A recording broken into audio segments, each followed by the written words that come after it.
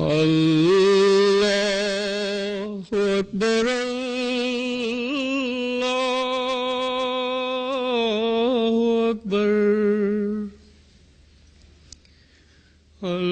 الله أكبر الله أكبر أشهد أن لا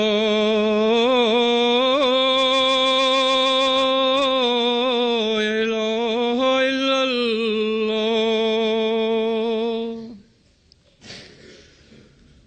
أشهد أن لا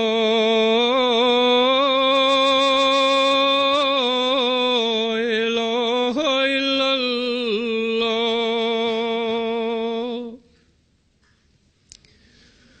أشهد أن محمدا رسول الله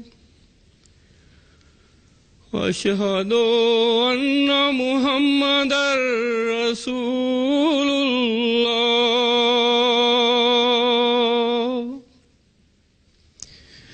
حي على الصلاة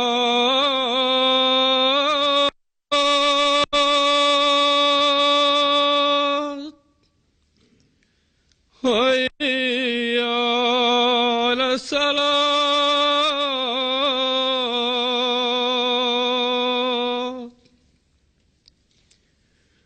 حي على الفلاح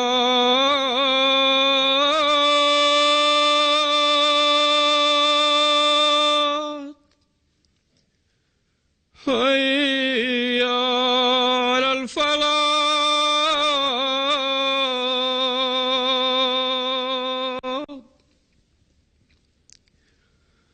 الله أكبر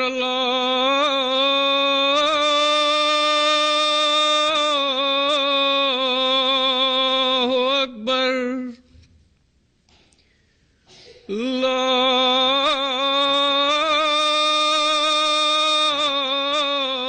إله إلا الله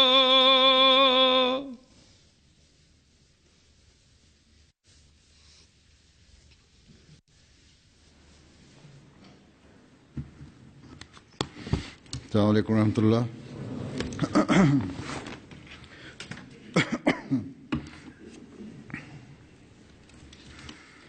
اشہد ان لا الہ الا اللہ وحدہ لا شریک لہ واشہد ان محمدا عبدہ ورسولہ. اما بعد فاعوذ باللہ من الشیطان الرجیم. بسم اللہ الرحمن الرحیم. الحمد للہ رب العالمین الرحمن الرحیم مالک یوم الدین. إياك نعبد وإياك نستعين. اهدنا الصراط المستقيم صراط الذين أنعمت عليهم غير المغضوب عليهم ولا الضالين.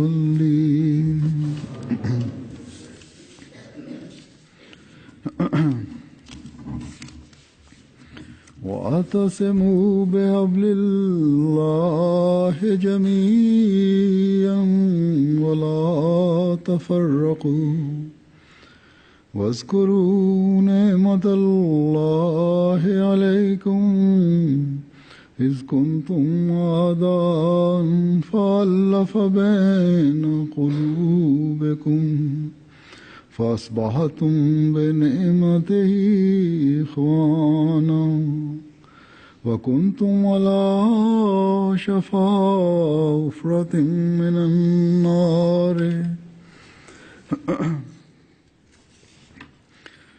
وكنتم على شفا حفرة من النار فأنقذكم منها كذلك يبين الله لكم آياته لعلكم تهتدون ولتكن منكم أمة يدعون إلى الخير ويأمرون بالمعروف وينهون عن المنكر وأولئك هم المفلحون.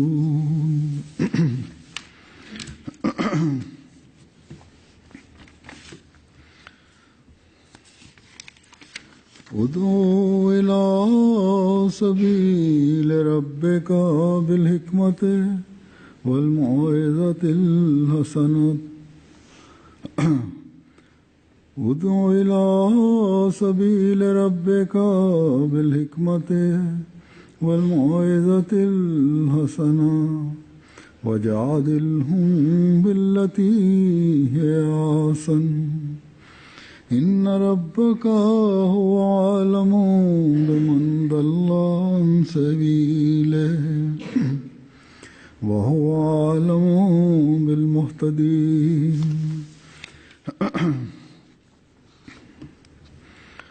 یہ آیات سورہ آل عمران اور سورہ نحل کی ہیں.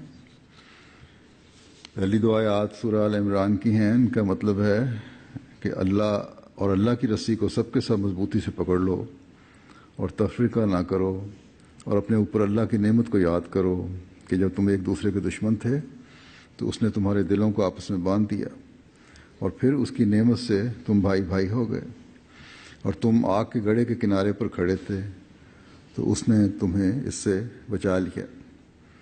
اسی طرح اللہ تعالیٰ تمہارے لیے اپنی آیات کھول کھول کر بیان کرتا ہے تاکہ شاید تم ہدایت پا جاؤ. اور چاہیے کہ تم میں سے ایک جماعت ہو وہ بھلائی کی طرف بلاتے رہیں اور اچھی باتوں کی تعلیم دیں اور بری باتوں سے روکیں اور یہی ہیں وہ جو کامیاب ہونے والے ہیں.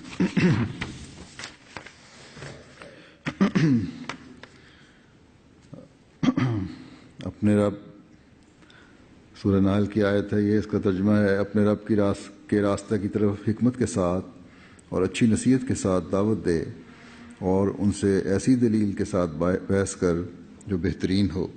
یقیناً تیرا رب ہی اسے جو اس کے راستے سے بھٹک چکا ہو سب سے زیادہ جانتا ہے اور وہ ہدایت پانے والوں کو کا بھی سب سے زیادہ علم رکھتا ہے.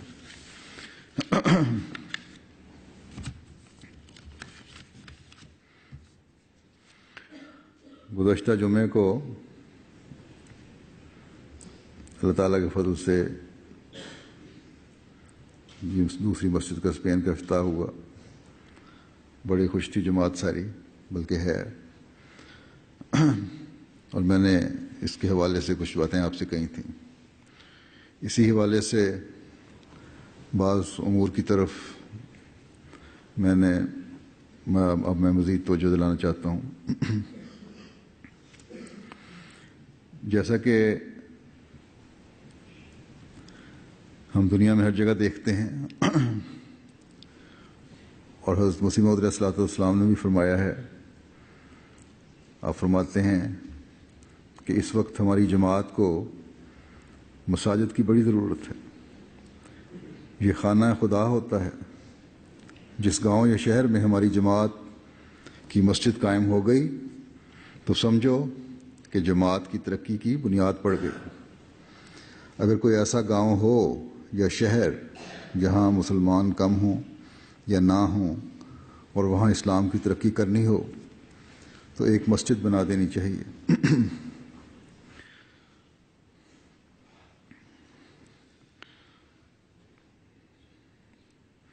پھر خدا خود مسلمانوں کو کھینچ لاوے گا، لیکن شرط یہ ہے کہ قیام مسجد میں نیت باخلاص ہو، محض للہ اسے کیا جاوے، نفسانی اغراض یا کسی شر کو ہرگز دخل نہ ہو، تب خدا برکت دے گا۔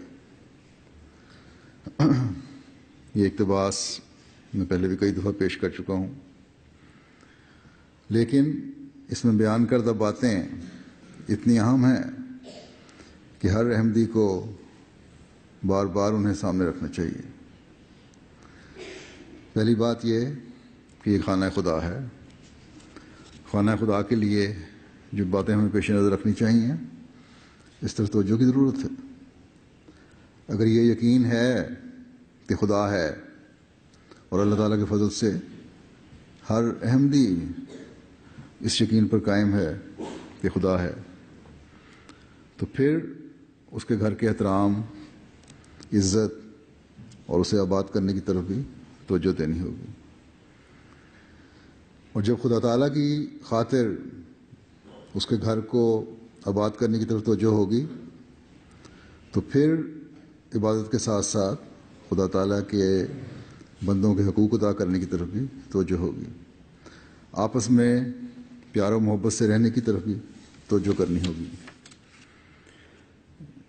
اس بات کی طرف توجہ دلاتے ہوئے حضرت مسیح موعود علیہ الصلوۃ والسلام مسجد کے حوالے سے یہ فرماتے ہیں کہ جماعت کے لوگوں کو چاہیے کہ سب مل کر اس مسجد میں نماز با جماعت ادا کیا کریں۔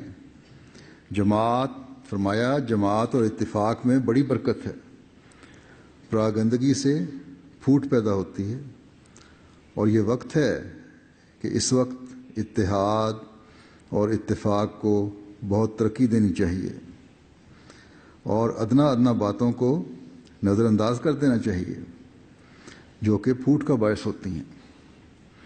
بس پہلی بات تو خانہ خدا کے حوالے سے یاد رکھنی چاہیے کہ یہ خانہ خدا ہے، اور اس میں ہر احمدی نے جو اس علاقے میں رہتا ہے باجماعت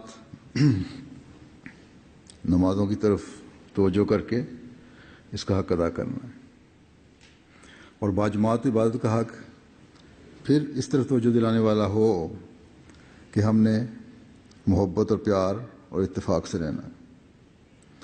فرمایا کہ اس وقت اتحاد اور اتفاق کو بہت ترقی دینی چاہیے۔ یہ بات آج سے تقریباً 108 سال پہلے حضرت مسیح موعود علیہ الصلوۃ والسلام نے فرمائی۔ اس وقت حضرت مسیح موعود علیہ الصلوۃ والسلام کے صحابہ کی تربیت جس طرح ساتھ ساتھ ہو رہی تھی، اور ان کا معیار تقویٰ جس معیار پر تھا، وہ آج سے انتہائی بلند تھا۔ خدا کا خوف ان میں زیادہ تھا، نمازوں کی توجہ ان میں بہت بڑھ کر تھی، بلکہ حضرت مسیح موعود علیہ الصلوۃ والسلام کو ماننے والے وہ لوگ تھے جن کا خدا تعالیٰ سے ایک خاص تعلق تھا۔ لیکن نبی کا کام ہے کہ تقویٰ کی تمام باریکیوں کو اپنے ماننے والوں کے سامنے رکھ کر ان کو اعلیٰ معیار کی طرف رہنمائی کرے۔ اس لیے آپ نے ہر امکان کو کھول کر اپنے ماننے والوں کے سامنے رکھ کر نصیحت فرمائی کہ اس طرف بہت زیادہ ضرورت ہے توجہ کی۔ آپ علیہ السلام کو فکر تھی کہ یہ ابتدائی دور ہے، اگر اس میں معیار تقویٰ بلند نہ ہوا تو آئندہ آنے والوں کے سامنے ایسے نمونے نہیں ہوں گے جس سے وہ تقویٰ کے اعلیٰ معیار حاصل کرنے کی کوشش کریں۔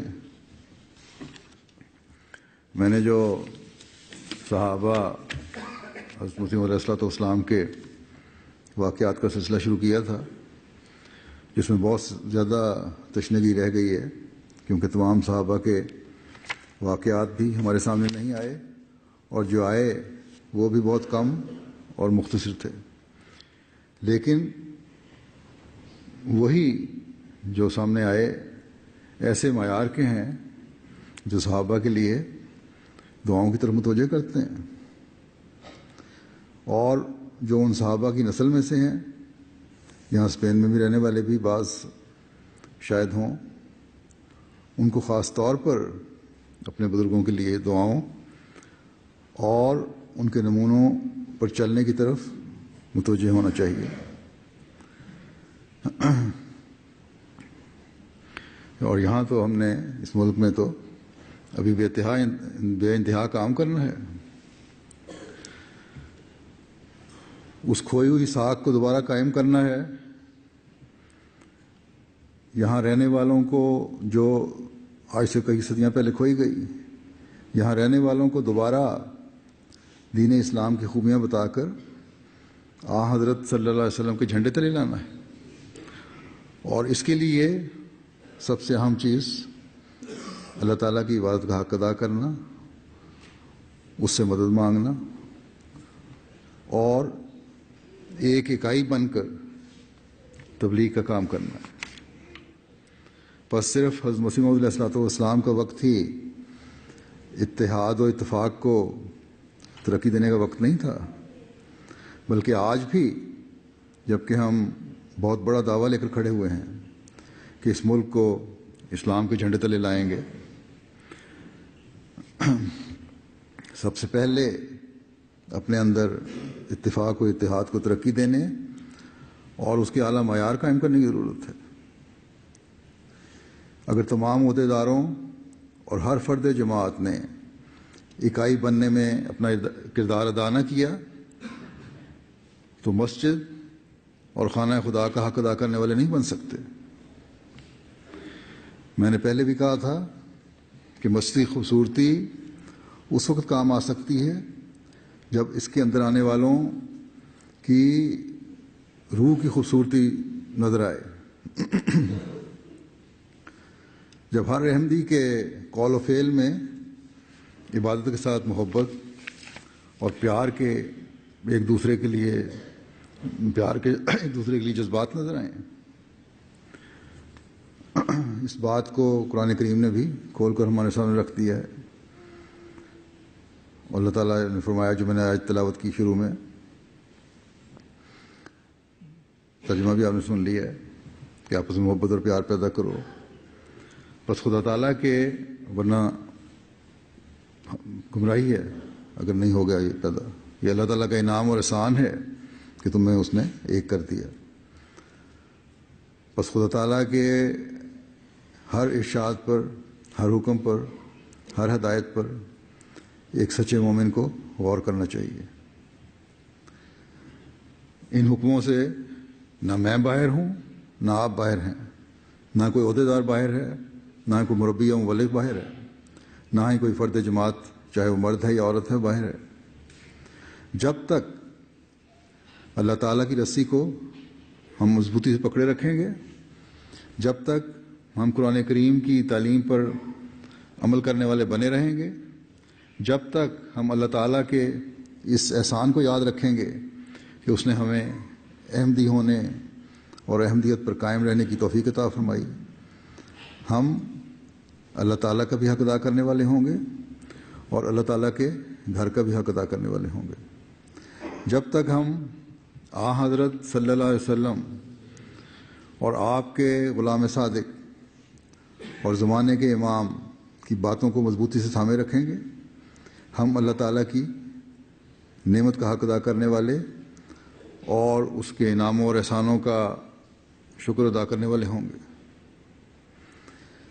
جب تک ہم میں سے ہر ایک خلیفہ وقت سے عہد بیعت باندھتا ہے، جو خلیفہ وقت کی باتوں کو نہ صرف سنے گا بلکہ ان پر عمل کرنے کی کوشش کرے گا، وہ اللہ تعالیٰ کے انعامات کی قدر کرنے والا کہلائے گا۔ بس ہمیشہ یاد رکھیں کہ قرآن کریم، حضرت صلی اللہ علیہ وسلم، حضرت مسیح موعود علیہ السلام اور خلافت احمدیہ، یہ سب حبل اللہ ہیں، اللہ تعالیٰ کی رسی ہیں۔ ان میں سے ایک کڑی بھی اگر ایک احمدی نظر انداز کرے گا تو وہ ان لوگوں میں شمار ہوگا جو دوبارہ آگ کے گڑھے کی طرف بڑھ رہے ہیں۔ بس ہر احمدی کو یہ بات اپنے پیش نظر رکھنی چاہیے کہ حبل اللہ کو پکڑنا اور اللہ تعالیٰ کی نعمت کو یاد کر رکھنا اور اس کا شکر گزار ہونا تب حقیقت کا روپ دھارے گا، تب یہ قول سے نکل کر عمل کی شکل اختیار کرے گا، جب آپس کی محبت ہوگی، جب ایک دوسرے کے ساتھ محبت کرنے والے بھائیوں جیسا سلوک ہوگا، تب ہی ایک احمدی حقیقت میں ہدایت یافتہ اور آگ کے گڑھے میں گرنے سے بچایا جانے والا کہلائے گا۔ جب ہر قسم کے تفرقہ سے اپنے آپ کو پاک رکھے گا تبھی ایک احمدی حقیقی احمدی کہلائے گا۔ جب ہر قسم کی ذاتی اناؤں سے ہر احمدی اپنے آپ کو بچائے گا، جب خدا تعالیٰ کی رضا کے حصول کے لیے ایک دوسرے سے محبت ہوگی، تب ہی ایک حقیقی احمدی بنتا ہے۔ بس خوش قسمت ہیں وہ جو اس نہج پر اپنی سوچوں کو ڈالیں، اپنے قول کو اس طرح ڈھالیں، اپنے عمل کو اس کے مطابق ڈھالیں، اور جب یہ معیار ہم حاصل کر لیں گے تو پھر ہی دوسروں کو بھی ہم دعوت دے سکتے ہیں اور پکار کر اعلان کر سکتے ہیں کہ آؤ لوگوں کے یہیں نور خدا پاؤ گے۔ آج بے شک ایک طبقہ دین سے ہٹا ہوا ہے، بلکہ بہت بڑی تعداد دنیا میں دین سے ہٹ گئی ہے،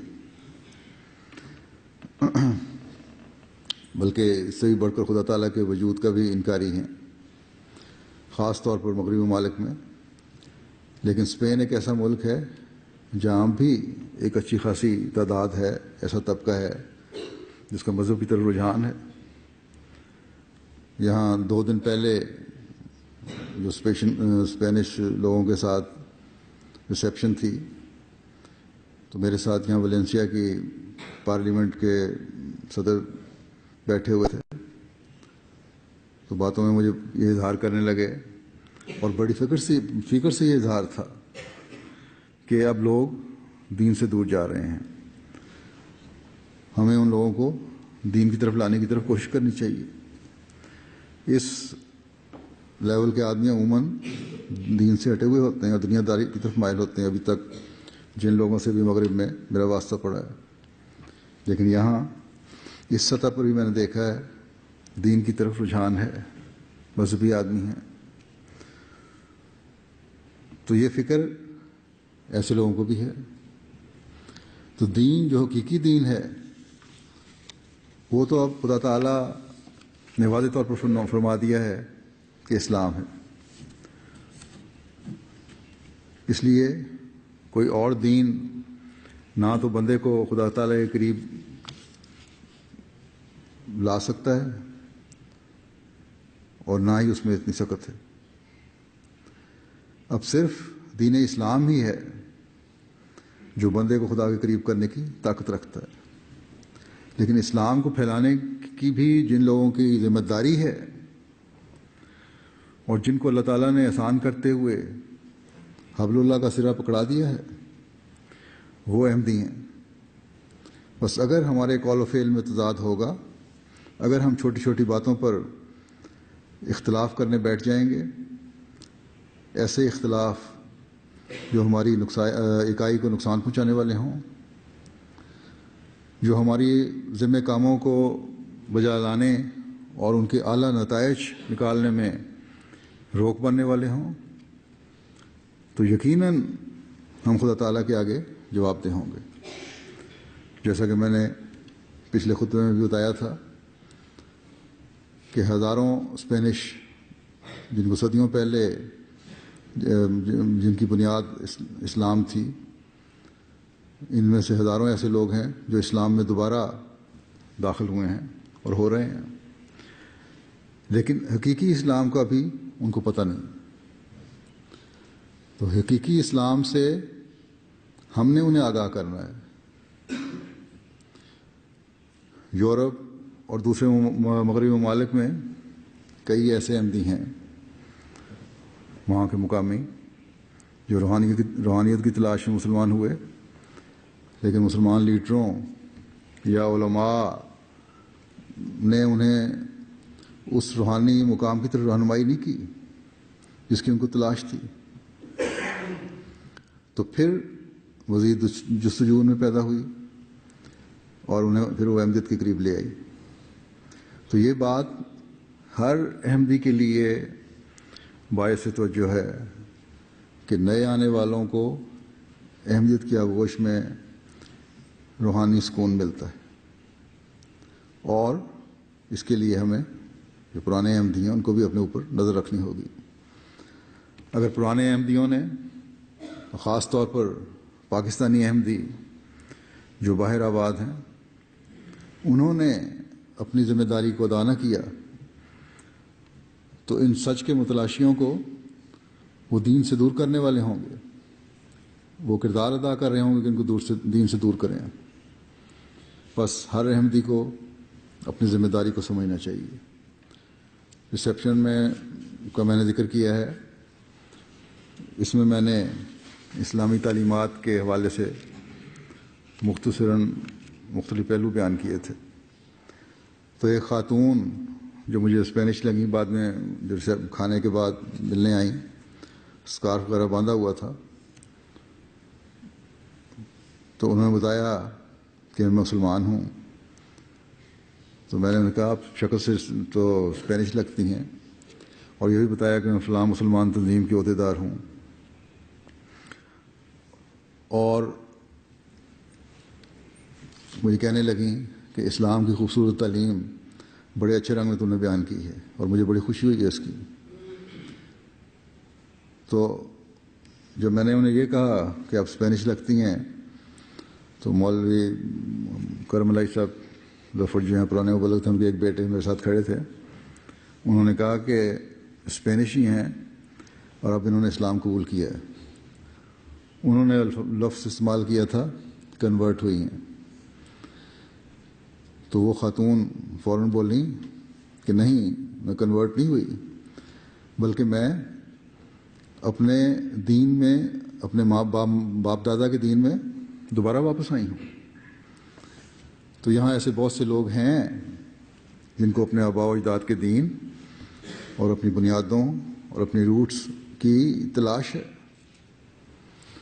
بس ہمیں ایسے علاقوں میں، ایسے لوگوں میں بہت کوشش سے کام کرنے کی ضرورت ہے۔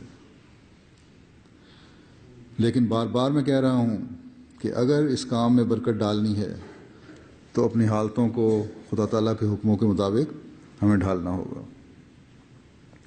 حقیقی اسلام کی تلاش کی پیاس ہم ہی بجھا سکتے ہیں، ایک احمدی بجھا سکتا ہے۔ حضرت مسیح موعود علیہ الصلوۃ والسلام نے جو یہ فرمایا کہ سمجھو کہ اسلام کی ترقی کی بنیاد مسجد بنانے سے پڑ گئی، تو ساتھ ہی یہ شرط بھی لگا دی کہ قیام مسجد میں نیت باخلاص ہو تب فائدہ ہوگا۔ بس مسجد کے قیام اور مسجد کی آبادی میں اخلاص ہی کام آئے گا، نہ کہ کوئی چلاکی، نہ ہوشیاری، نہ علم، نہ عقل۔ گو یہ چیزیں بھی ساتھ ساتھ کام کرتی ہیں، لیکن اخلاص پہلی اور بنیادی چیز ہے۔ اللہ تعالیٰ کی رضا کا حصول پہلی اور بنیادی چیز ہے۔ اور جب ذاتی مفادات اور عہدوں اور اناؤں سے اونچا ہو کر سوچیں گے تو پھر انشاءاللہ تعالیٰ مسجد بشارت پیدرآباد کی برکت بھی ہمیں نظر آئے گی، اور مسجد بیت الرحمان ویلنشیا کی تعمیر کے خوشکن نتائج بھی ہم دیکھیں گے۔ اس مسجد کے افتتاح میں جیسا کہ میں نے بتایا کہ ریسیپشن ہوئی، اور اتنے بڑے پیمانے پر یہ پہلی ریسیپشن جماعت اسپین نے آرگنائز کی تھی، جس میں ہمسایوں کے علاوہ پڑھے لکھے لوگ اور سرکاری افسران اور سیاستدان بھی آئے، اور ہر طبقے کے لوگ تھے، اور بڑا اچھا اثر لے کر گئے ہیں۔ اکثر نے یہ کہا کہ اسلام کی خوبصورت تعلیم آج ہم نے پہلی دفعہ سنی۔ بعض نے کہا ہم بڑے جذباتی ہو رہے تھے، بلکہ بعض خدا تعالیٰ کا انکار کرنے والے ہیں جنہیں ایتھیسٹ کہتے ہیں، انہوں نے بھی کہا کہ ہمیں بہت کچھ مذہب کے بارے میں پتہ چلا، بلکہ ڈاکٹر منصور صاحب کہہ رہے تھے کہ میرے واقف کار ہیں وہ کافی جذباتی تھے ڈاکٹر ان کے، بس آج خدا تعالیٰ کی ہستی پر یقین اور مذہب کی خوبصورتی اگر کوئی بتا سکتا ہے تو جماعت احمدیہ، وہ لوگ جو حضرت مسیح موعود علیہ الصلوۃ والسلام کو ماننے والے ہیں، وہ لوگ جو حضرت مسیح موعود علیہ السلام کی جماعت میں شامل ہیں، جن کے لیے اللہ تعالیٰ نے حبل اللہ کو پکڑنے کے سامان کیے ہوئے ہیں۔ یہ آپ لوگ بعد میں پروگراموں میں بھی دیکھ لیں گے، رپورٹس میں بھی شائع ہو جائے گا۔ MTA نے بھی انٹرویو ریکارڈ کیے ہیں ریسیپشن میں آنے والے بہت سارے لوگوں کے، جنہوں نے اپنے تاثرات بیان کیے ہیں مسجد کے بارے میں بھی، اسلام کے بارے میں بھی، جن میں جیسا کہ میں نے کہا کہ ویلنشیا کی اسمبلی کے اسپیکر بھی تھے۔ یہ کہیں گئے ہوئے تھے اور میڈرڈ شہر گئے ہوئے تھے۔ یہاں رہنے والے جانتے ہی ہیں کہ کتنا فاصلہ ہے، ٹرین پہ بھی 2 گھنٹے لگ جاتے ہیں تقریباً۔ تو دیر ہو گئی ان کو آنے میں، تو ان کے اسٹاف نے یہ کہہ دیا کہ وہ نہیں آ سکتے، لیکن وہ یہاں پہنچے 1 گھنٹہ پہلے پروگرام سے اسٹیشن پہ، اور سیدھے اپنے ڈرائیور کو کہا کہ مسجد چلو۔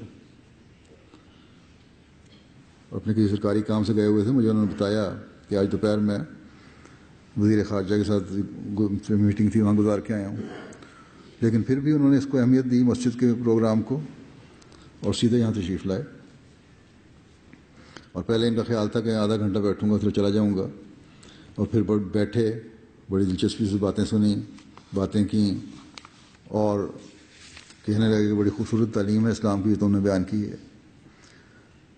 تو اسی طرح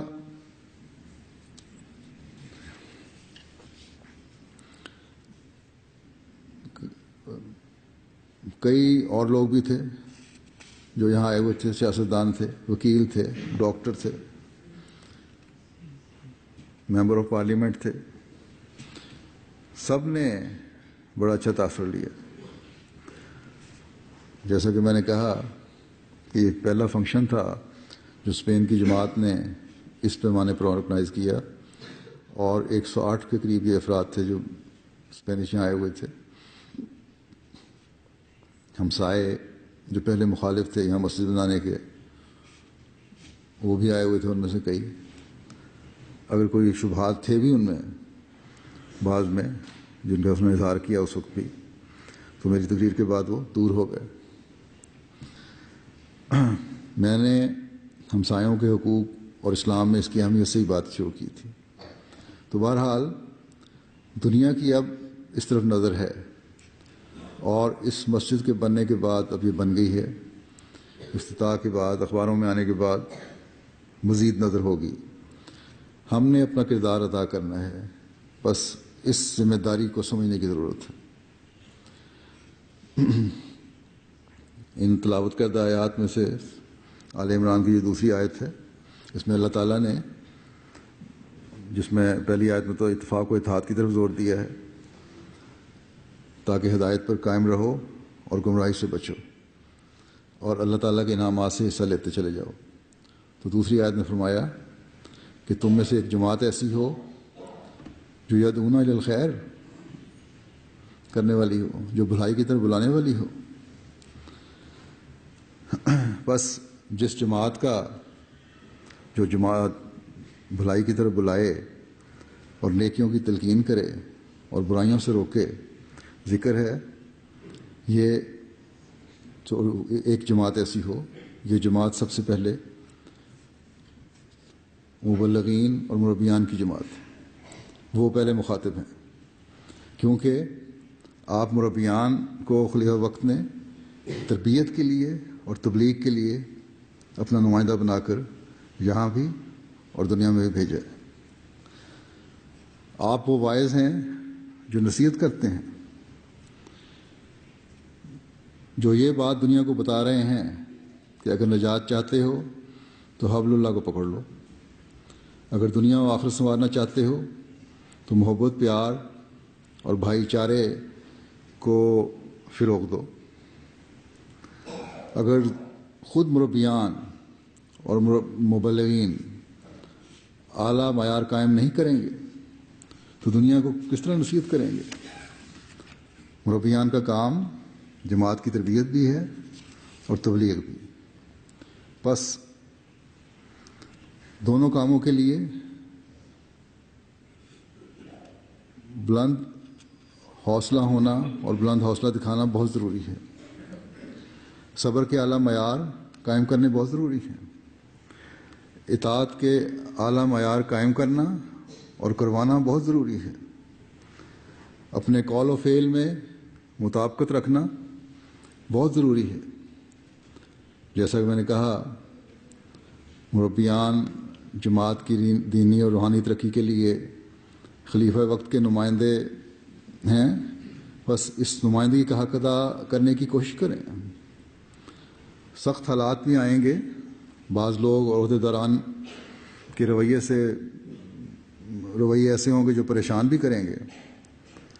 بعض موقعوں پر صبر کا پیمانہ بھی لبریز ہوگا، آخر انسان ہے، لیکن فوراً دعا اور استغفار اور اس سوچ کو سامنے لائیں کہ ہم نے خدا تعالیٰ کی خاطر اپنی زندگیاں وقف کی ہیں۔ ہم نے یہ عہد کیا ہے کہ جماعت کی تربیت کے اعلیٰ معیار بھی قائم کرنے ہیں اور دنیا کو، بھٹکی ہوئی دنیا کو حضرت صلی اللہ علیہ وسلم کے جھنڈے تلے بھی لے کر آنا ہے۔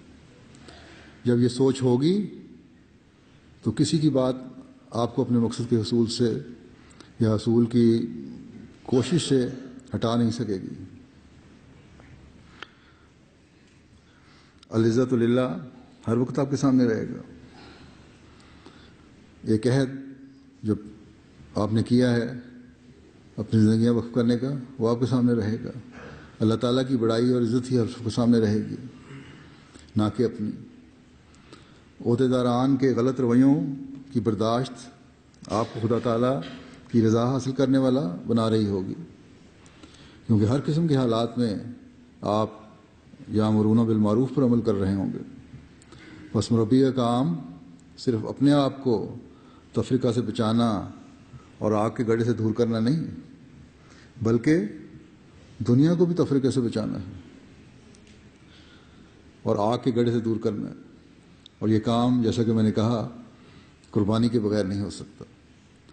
پھر دوسرے نمبر پر اس آیت کے تحت وہ گروہ بھی آتا ہے جو جماعتی عہدیدار ہیں، جنہوں نے آپ کو پیش کیا اپنے آپ کو جماعت کی خدمت کے لیے۔ جماعتی عہدیداروں کے سپرد بھی ایک امانت ہے، اور امانت کا حق ادا نہ کرنے والے اللہ تعالیٰ کی پکڑ میں آ سکتے ہیں۔ یہ قرآن شریف میں واضح طور پر اللہ نے فرمایا ہے کہ تم پوچھے جاؤ گے۔ اور امانت کا حق تبھی ادا ہوگا یا ہو سکتا ہے جب اپنے قول و فعل میں مطابقت پیدا کی جائے۔ عہدے صرف عہدے لینے کے لیے نہ ہوں، بلکہ خدمت کے جذبے اور اخلاص و وفا کے نمونے قائم کرنے اور کروانے کے لیے ہوں۔ سید القوم خادمہم کا ارشاد ہمیشہ پیش نظر ہو۔ عہدیداران کے اپنے نمونے اپنے افراد جماعت کو بھی نیکیوں پر قائم کرنے والے ہوں۔ اگر خود اپنے قول و فعل میں تضاد ہے تو دوسرے کو کیا اور کس منہ سے نصیحت کر سکتے ہیں؟ دوسرا تو پھر منہ پر کہے گا آپ کو کہ پہلے اپنی برائیاں درست کرو، اپنی زبان کو شستہ کرو، اپنے اخلاق کو بہتر کرو، اپنی دینی حالت کو سنوارو، اپنی روحانی حالت کو بہتر کرنے کی کوشش کرو، اپنی نمازوں کو درست کرو، اپنی دنیاوی معاملات میں بھی انصاف قائم کرو، اپنی ایمانداری کے معیار بھی بڑھاؤ۔ جماعت کے پیغام کو دنیا تک پہنچانے کے لیے ایک درد پہلے اپنے اندر پیدا کرو۔ یہ ہر عہدیدار کی ذمہ داری بھی ہے۔ مربیان جو خلیفہ وقت کے دینی تربیت کے لیے نمائندے ہیں، ان کا احترام کرو۔ یہ سب سے بڑا کام عہدیداروں کا بھی ہے کہ کہ مربیان کا احترام کریں۔ غرض اپنی ظاہری اور باطنی حالت کو اسلام کی تعلیم کے مطابق ڈھالنے کی کوشش کرو، تب ہی تم یہ کہہ سکتے ہو کہ ان لوگوں میں شامل ہو جو نیکیوں کو قائم کرنے والے اور برائیوں سے روکنے کا حق رکھتے ہیں۔ بس اس لحاظ سے جماعت کے ہر سطح پر ہر عہدیدار کو اپنے جائزے لینے کی ضرورت ہے، اور خاص طور پر صدر جماعت اور امیر جماعت کو جو جہاں جہاں ہے، ورنہ جماعت میں تفریقہ کا موجب بن رہے ہیں یہ لوگ۔ مربیان اور مبلغین کا سب سے زیادہ احترام اور صدر جماعت اور امیر جماعت کو کرنا چاہیے، اور اس احترام کی وجہ سے مربیان یہ نہ سمجھیں کہ ہمارا حق ہے، بلکہ ان میں مزید عاجزی پیدا ہونی چاہیے، مزید اپنے نفس کی اصلاح کی طرف توجہ پیدا ہونی چاہیے، اور جب ہم ہر سطح پر اس کے معیار حاصل کر لیں گے تو پھر دیکھیں انشاءاللہ تعالی جماعت کی تربیت کے مسائل بھی حل ہوں گے، بہتر ہوں گے، اور تبلیغ کے میدان میں بھی ہم غیر معمولی فتوحات دیکھیں گے۔ یہ اکائی اور احترام اور اتفاق ہمارے ہر کام میں برکت ڈالے گا۔ یہ بھی وعدے کر دوں کہ عہدیداران کا آپس کا رویہ اور سلوک بھی ایک دوسرے کے ساتھ بھی بہت اچھا ہونا چاہیے، معیاری ہونا چاہیے، یہ بھی بہت ضروری ہے، اور یہ کاموں میں برکت ڈالنے کے لیے انتہائی ضروری ہے۔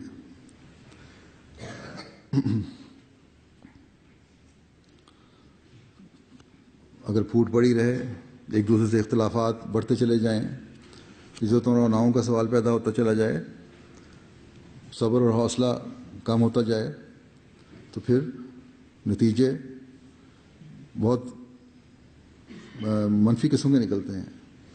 حضرت خلیفۃ المسیح اول رضی اللہ تعالیٰ عنہ نے ایک آیت کی تفسیر میں ایک واقعہ بیان کیا کہ ایک رئیس تھا، اس کے پاس کسی شخص نے شکایت کی کہ آپ کو فلاں عزیز ہے یا امیر زادہ جو ہے اس نے مجھے بڑی گالیاں دی ہیں۔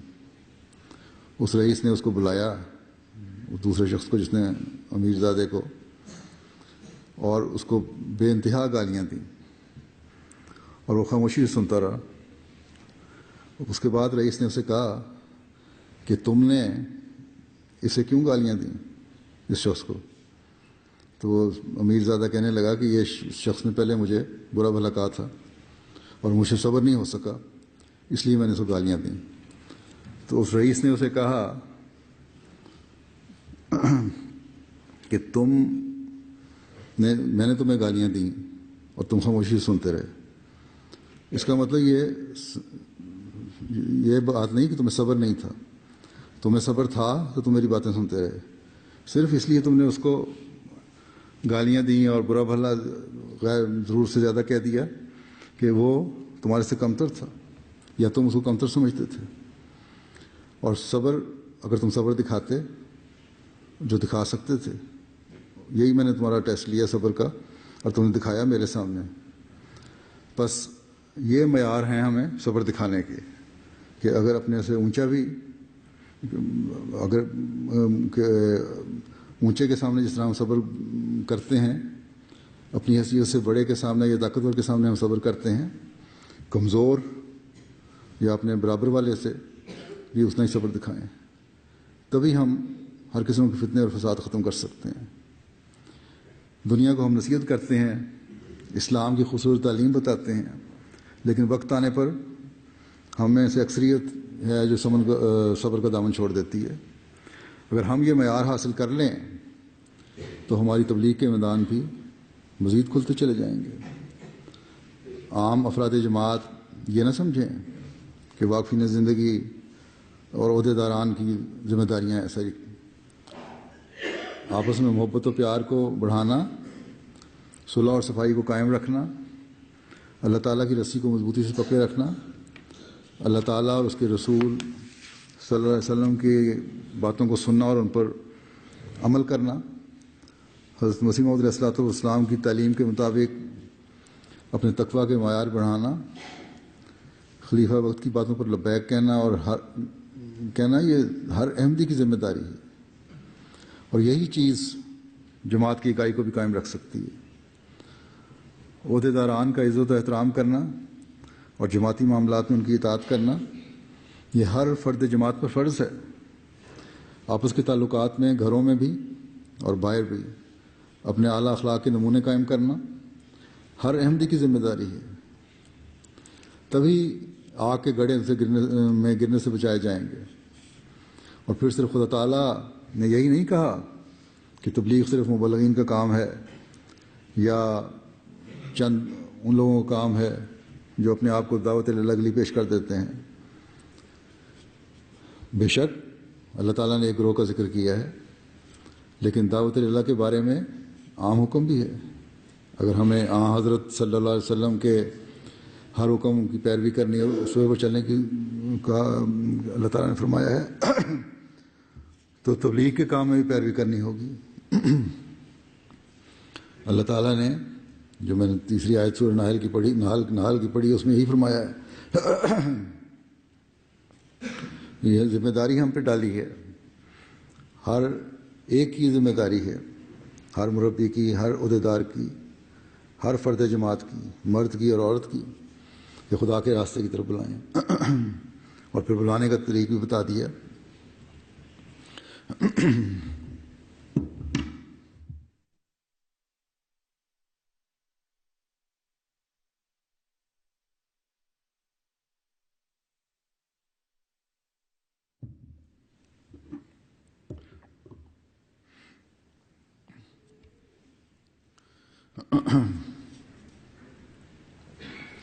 فرمایا کہ حکمت سے خدا تعالیٰ کی طرف بلاؤ۔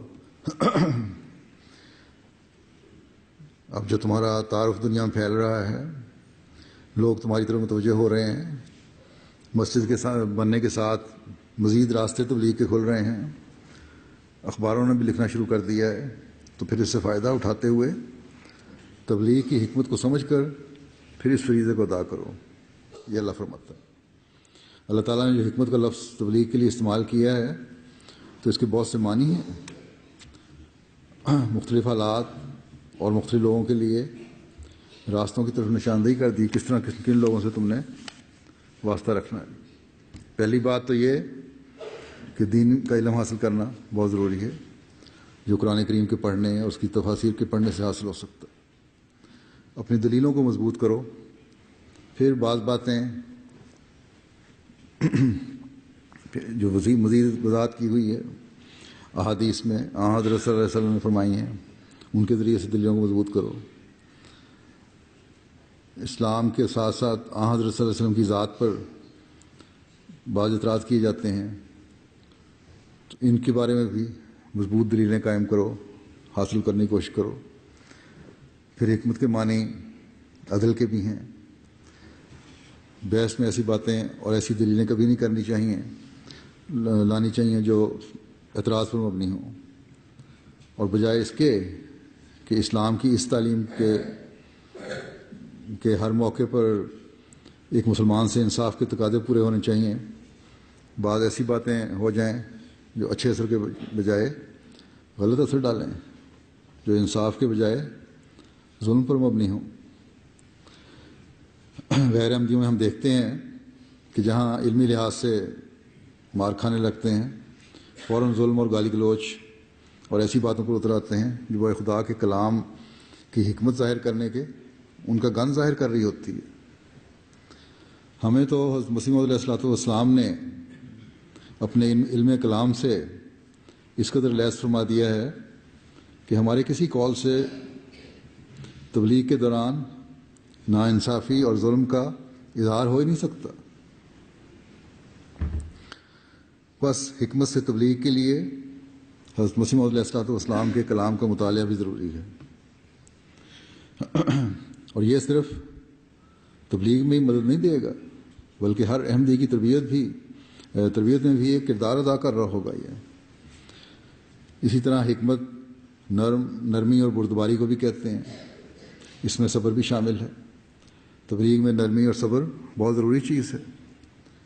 بہت نئے آنے والے جو ہیں خاص طور پر پوچھتے ہیں کہ ہم اپنے رشتہ داروں کو کس طرح تبلیغ کریں۔ بعض قریبیوں کے لیے ان کے دل میں بڑا درد ہوتا ہے، ان کی ایک بے چینی کی کیفیت ہوتی ہے، خاص طور پر جب وہ اپنے عزیزوں کو احمدیت کے بارے میں بتاتے ہیں تو بجائے باتیں سننے کے آگ بگولا ہو جاتے ہیں اور سختی سے کلام کرتے ہیں. تو اس وقت ہر احمدی کا کام ہے کہ نرمی اور صبر کا مظاہرہ کرے. یہ حکمت ہے اور یہ بہت ضروری چیز ہے. بہت سوں کے دل جو ہیں وہ حکمت سے نرم ہو جاتے ہیں, صبر اور نرمی سے نرم ہو جاتے ہیں. کئی لوگ اپنے واقعات لکھتے ہیں کہ ہماری صبر اور حوصلہ ایسا تھا کہ لگتا تھا کہ دامن چھوٹ رہا ہے, لیکن ہم صبر کرتے رہے اور ہمارا صبر رنگ لایا اور ہمارا فلاں عزیز عائد کر کے جماعت میں شامل ہو گیا. پھر اللہ تعالیٰ جو حکمت ہے قرآن کریم میں لفظ آیا, لغت میں اس کے یہ بھی معنی ہیں کہ جو چیز جہالت سے روکے, یعنی تبلیغ کرنے والے کو ایسی بات کہنی چاہیے جو دوسرے کو جاہلانہ باتیں کرنے سے روکے, اس کے مزاج کے مطابق باتیں ہوں.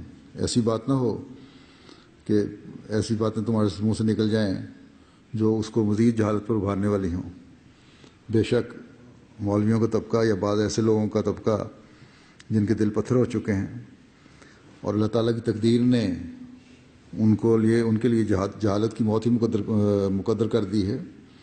اگر حکمت سے ہر ایک کی طبیعت اور علم کی حالت کو سمجھتے ہوئے بات کی جائے تو وہاں دل نرم ہونے شروع ہو جاتے ہیں, یا کم از کم اگر مانتا نہیں انسان تو خاموش ضرور ہو جاتا ہے.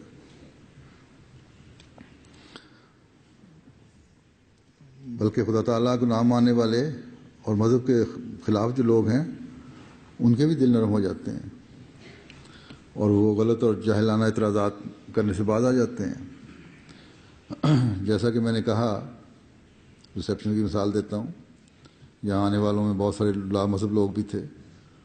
ان میں سے ایک جوڑے نے جب قرآن اور حدیث کے حوالے سے میری باتیں سنی, ڈاکٹر تھے, تو کہنے لگے کہ یہ مذہب کی باتیں ایسی دل کو لگ رہی ہیں کہ دل چاہتا ہے سنتے چلے جائیں. وہ مجھے ملے بھی تھے. بس اسلام کی تعلیم تو ایسی پرحکمت تعلیم ہے کہ اگر ماحول کے مطابق دنیا کے سامنے پیش کی جائے تو دل کو اثر کرتی ہے.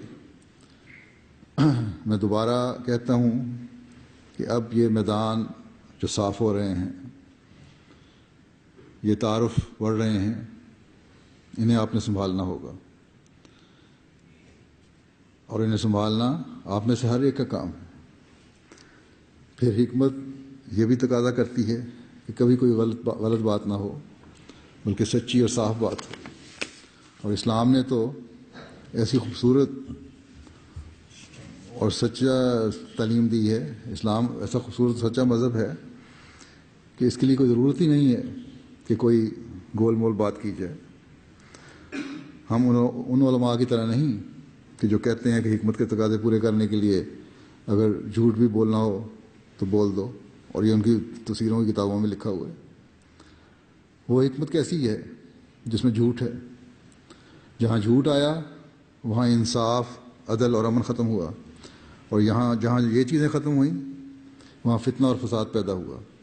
اور یہی چیز آج کل ہم پاکستان میں اور دوسرے اسلامی ملکوں میں دیکھ رہے ہیں.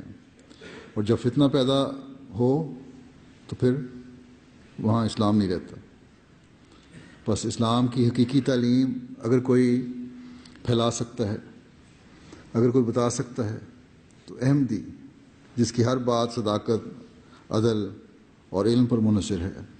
بس یہ بہت بڑی ذمہ داری ہے ہر احمدی کی جو ہم نے ادا کرنی ہے.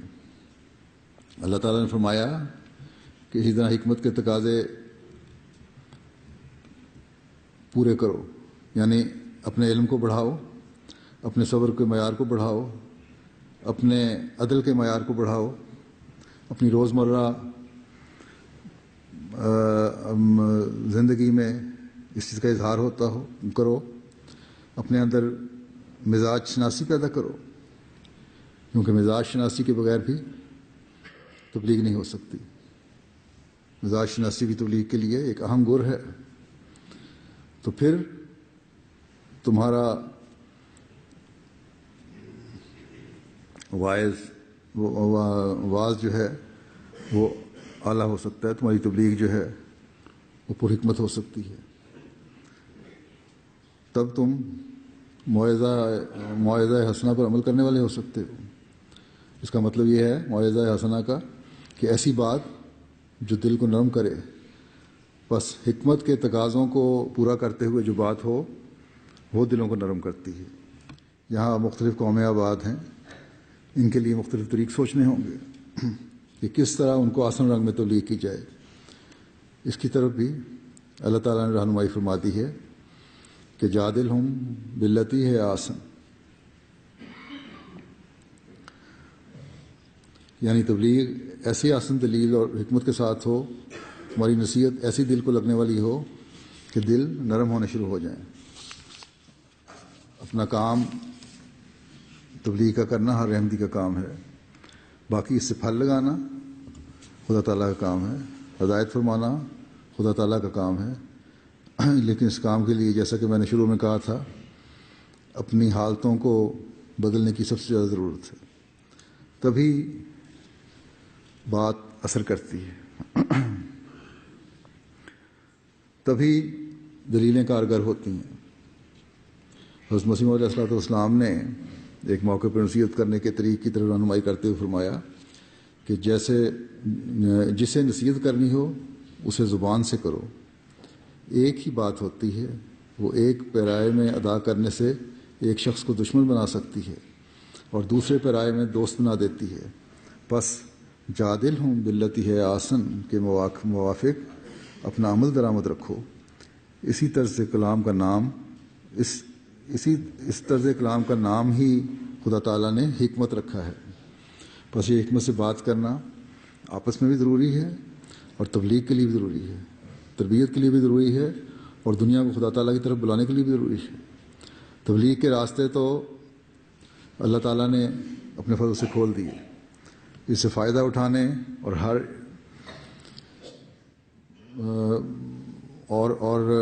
ایک ہو کر ایک مہم کی صورت میں تبلیغ کے میدان میں اترنا اب افراد جماعت کا کام ہے۔ آپ پر منحصر ہے کہ کس حد تک اس کو بجا لاتے ہیں۔ اخباروں نے تو مسجد کے حوالے سے خبریں لگا دیں کہ اسلام نے جھنڈے گاڑ دیے، خلیفہ نے کہا کہ 17ویں صدی میں مسلمانوں کو یہاں سے نکالا گیا تھا، اب ہم نے واپس یہاں آنا ہے۔ لیکن صرف ان خبروں سے تو ہمارا مقصد حاصل نہیں ہوگا۔ اس سے ملتی جلتی خبریں تو خلیفۃ مسیح رابع رحمہ اللہ تعالیٰ کے حوالے سے بھی اخباروں نے شائع ہوئی تھی جب مسجد بشارت پیڈرو آباد کا افتتاح ہوا تھا۔ لیکن جائزہ لیں، کیا گزشتہ 30 سال میں ہم نے کچھ حاصل کیا؟ بس ترقی کرنے والی قومیں اخباری خبروں سے خوش نہیں ہوتی، مقصد حاصل کرنے والی قومیں ریسیپشن میں یا دوستوں کی مجالس میں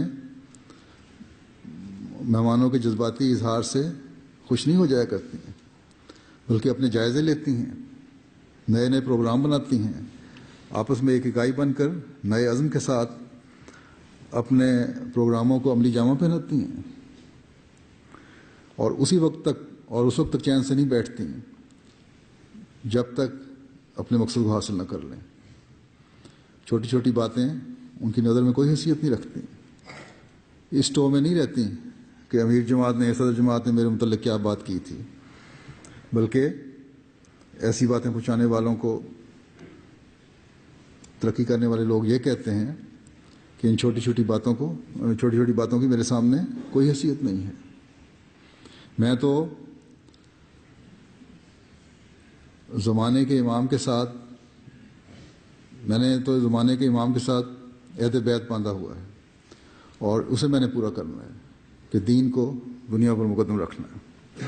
ان باتوں کی طرف توجہ تو میرے خیالات کو منتشر کر دے گی اور میں اپنے مقصد کو بھول جاؤں گا۔ اپنے ہم وطنوں کو حضرت محمد رسول اللہ صلی اللہ علیہ وسلم کے جھنڈے تلے لانے میں یہ باتیں آپس کی چپکلشیں روک بن جائیں گی، میرے سے تفرقہ کا اظہار ہوگا، میں اپنی دنیا و عاقبت برباد کرنے والا بن جاؤں گا اس طرح۔ تو بس اگر تمہیں میرے سے ہمدردی ہے، اگر تمہیں جماعت سے ہمدردی ہے تو یہ باتیں مجھ تک نہ پہنچاؤ، بلکہ کسی کو بھی، کسی شخص کو بھی جن کے بارے میں تم باتیں سنو یہ نہ بتاؤ، کیونکہ یہ چغلی کے زمرے میں آتی ہیں۔ اگر یہ سوچ ہر احمدی کی، ہر مبلغ کی، ہر عہدیدار کی ہو جائے گی تو پھر انشاءاللہ تعالی انقلاب کے راستے کھلتے چلے جائیں گے۔ بس یہ عزم کریں ہر سطح پر، چاہے وہ خادم ہیں یا انصار ہیں یا لجنہ کے ممبر ہیں، کہ میں نے اسلام کی سربلندی کے لیے خاطر ہر قسم کے تفرقے کو ختم کرنا ہے اور ہر قسم کی رنجشوں اور فتنوں کو جڑ سے اکھیڑنا ہے۔ اللہ تعالیٰ ہم سب کو اس کی توفیق عطا فرمائے۔ گزشتہ جمعے میں نے تعداد کے لحاظ سے مسجد کی ذکر کیا تھا، ٹیکنیکلی تو اتنا ہی ہے جو بتایا تھا میں نے، لیکن مختلف حال جو ہیں، کیپیسٹی جو ہے کم از کم 600 سے اوپر نمازی یہاں نماز پڑھ سکتے ہیں۔ اللہ تعالیٰ بہرحال اس مسجد کو ہر لحاظ سے برکت فرمائے۔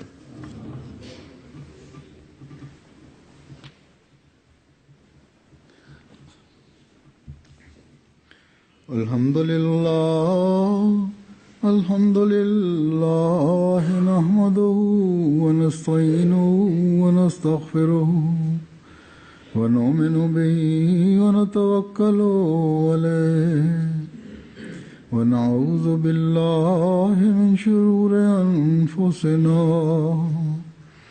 ومن سیئات اعمالنا من يهده الله فلا مضل له ومن يضلله فلا هادي له ونشهد أن لا إله إلا الله ونشهد أن محمدا عبده ورسوله۔ ایک دعا کی تعریف بھی کرنا چاہتا ہوں ہمارے ایک مخلص احمدی دوست نواب شاہ کے، ان کو گزشتہ 2 دن پہلے وہ اپنے دکان سے آ رہے تھے، وکیل بھی ہیں پیشے کے لحاظ سے، مخالفین نے گولیوں کے فائر کر کے شدید زخمی کر دیا، کریٹیکل حالت میں ہیں ابھی ہسپتال میں کراچی میں۔ ابھی کچھ عرصہ اور دیکھیں گے ڈاکٹر، آئندہ چند دن اور گزر گئے تب بتایا جا سکتا ہے کہ خطرے سے باہر ہیں کہ نہیں۔ ان کے لیے دعا کریں، اللہ تعالیٰ ان کو شفائے کاملہ عاجلہ عطا فرمائے۔ عباد اللہ رحمکم اللہ، ان اللہ یأمر بالعدل والإحسان وإیتاء ذی القربى وَيَنْهَى عَنِ الْفَحْشَاءِ وَالْمُنكَرِ وَالْبَغْيِ يَعِظُكُمْ لَعَلَّكُمْ تَذَكَّرُونَ اذْكُرُوا اللَّهَ يَذْكُرْكُمْ وَادْعُوهُ يَسْتَجِبْ لَكُمْ وَلَذِكْرُ اللَّهِ أَكْبَرُ۔